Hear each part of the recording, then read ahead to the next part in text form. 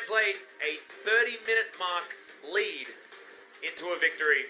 It was Griffin that were able to get the clutch Baron steal and utilize their pretty damn fed Galio. Probably went to, alright, well, I mean, that's just what they do to win.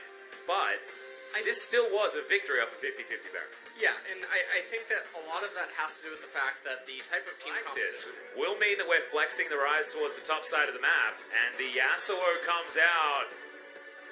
The synergy on top side for the Yasuo is not there.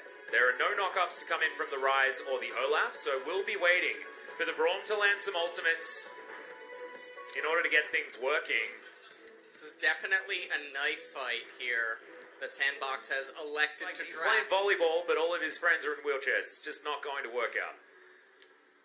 Well, here we are. Game number 2, Griffin versus Sandbox.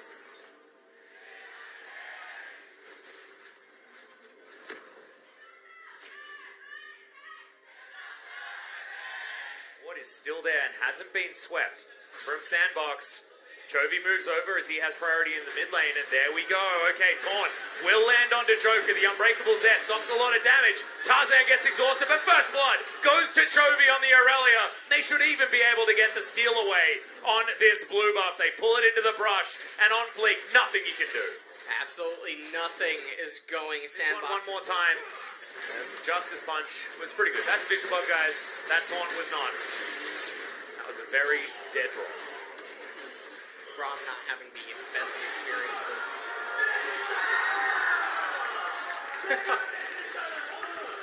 Be very close quarters with one another and the opponents. Threads the needle on the Cocoon at Summit. He's going to be able to get the passive shield on Fleek. Here in time as Chovy turns up. Tarzan gets his way out. Vanguard's edge is there. But it's a great flash to come in from on Fleek. They are going to even this one up as Summit. Okay, on Fleek is able to get out of there, and Chovy moves back to Summit. Some very rare mistakes being made by Griffin this game. Yeah, very uncharacteristic for trying to make that kill happen. It was definitely not something that they needed to force by any means. That was so nice from Viper. Dodges out of the way. Fate's Call is going to come in here, but not a lot of damage. Onto Sandbox. A lot of buttons being pressed. See, the Cocoon comes in here. Ultimate not cast by Sword at all. Maybe they could have gone for some sort of a flip onto Summit, but then right here at the very end, this is where it was so weird. Chovy allows him to get away. Didn't manage to kill him. Yeah. Flash available though. 얘도 잡았어요. 잠깐만. 난 위험해. 아 제발 하든지. 야, 어디 왔어? 야너 빼. 난 살았어. 빼. Yeah. And Sandbox very relieved. Heroic entrance, not going to be utilized there as okay, flashes forward, they do manage to stop the Realm Warp. Summer gets himself a shield, does have the Seraph's Embrace, but he's in the grinder. That is a very dead Rise, and that is Sword getting himself a kill and possibly turning this game around. Yeah. Lehens gets himself under his outer turret, ultimate is going to land there, Fate's Call means the dove just denied the ult, and that's an easy pickup for Viper, but honestly a mistake from Sandbox. Sword finally waddles his way in, and Joker slowed down, but not taken down, as the flash had to be used. Oh, and here comes Chovy. Yeah, teleport to come in from Summit just to try and get enough people here, but Shelly's going to join the party. It's still a person advantage in this mid lane. Shelly only going to be able to get one turret. Ghost? Yeah, he's going to face check Sword. The disdain is going to be very easy. Takes a lot of damage, good ultimate defensively, but Viper should be able to use that Marshall Post to get himself there. Realm Warp comes down, but Joker is going to die. Cocoon not going to land. Sword tanking a lot of damage as Dove is going to be fighting with Chovy on the top side. The flash does come in, but Chovy's just so tanky. Does eventually have to use the flash to get himself out of the way as Corrosive Charge comes in. The flow was built up, but it ain't built up enough. And Sandbox going to lose on multiple fronts. And Sandbox right now is all the champions just aren't there. As on Fleek, yeah, he's just out of position, guys. Doesn't have Ragnarok. Blade Surge going to come in. Is it all a cunning ruse, though, as Ghost going to get on top, wants to try and get the flash forward. It's going to be Summit that gets on top. There's the Fate's Call. The Rise should die here. Fantastic taunt from Lehens. And once again, Griffin giveth, Griffin taketh away. And Ghost manages to live there as well as on Fleek, but this Griffin is aggressive. Okay, there's not going to be on fleek man. for a little while. He's making his way back in. Ghost is on vision and doesn't have a lot of health. There's the repel.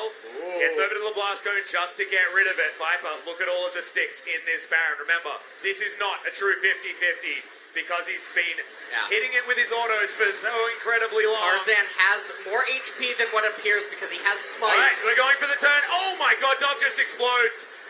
We do have the Olaf on the backside of this fight, but he's just going to go down. He's more food for this Callista. She's so strong at her current level in this meta, and Viper is showing that he can pilot her to such beautiful effect. We've all seen what he's been practicing in solo queue. We didn't know what he could get done on the stage, and damn, does it look good. Joker now, in the back of this pit, does not have the unsealed spellbook, so he was just going for a cheeky steal. Not enough. His opportunity. Flawless duet not going to land. Fate's call just to rout Joker. You can see that was just a positioning ultimate. Viper basically throwing him over there so Joker had nowhere to go. But he's taking them on a merry chase. Everyone dodges the Glacial Fissure, but it buys him even more time. Baron, you can see, just ticking down, second after second, and this is not sieging time. Oh, ends up actually getting. Vanguard's Edge comes in just to try and get that kill. Defiant Dance is going to be there. Trophy picks up the kill, but at what cost? Sandbox can manage to regain footing in this game. No Joker right now. Full on retreat in the mid lane. This is at least is going to be the mid inhibitor going down. Ghost canceled his recall. Yeah, well, they don't have Inatara. This game is all about. It's about buying the items, killing the champions. Right now, Griffin, though, they're thinking about the killing of champions part as they are trying to take down this inner turret. Tarzan is going to go golden, but that is actually going to be a big price to pay. Teleport comes in right underneath this turret as Lahen's taking so much damage from Summit. Gets himself out as the Fate's Call is going to be used. Don't know whether Viper needed to, but that is difficult for the Sandbox team composition to really handle outside of a dream setup. So they're still going to have their work cut out for them.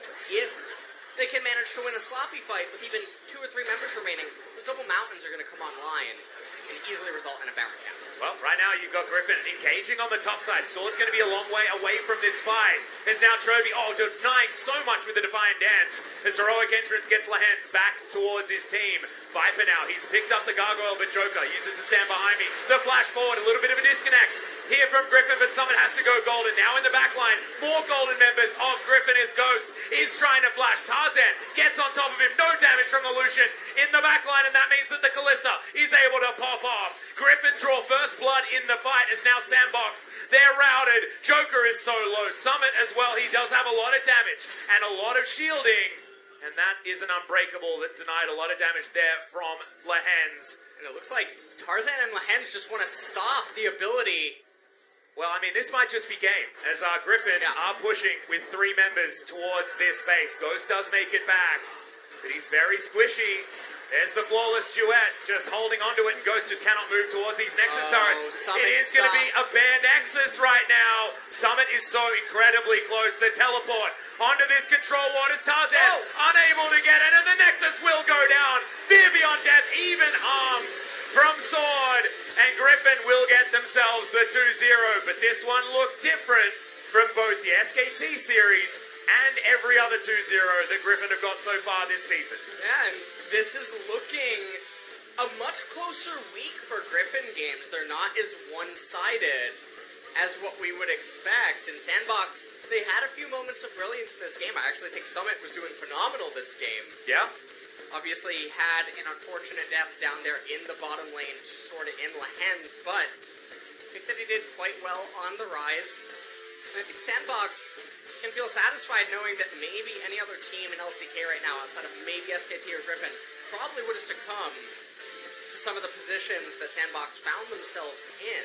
And also succumbed to the tilt, right? I mean, losing a game based on a 50-50 Baron steal where you had control of the Baron pit is something that makes a lot of teams feel absolutely terrible. And often the results that we see in best of threes, that EndGame 1 in a situation like that is just a landslide. And this was not a landslide victory for Griffin. It was a shorter game. Certainly they didn't press their advantage very, very well at the end of that last team fight, but that was an extended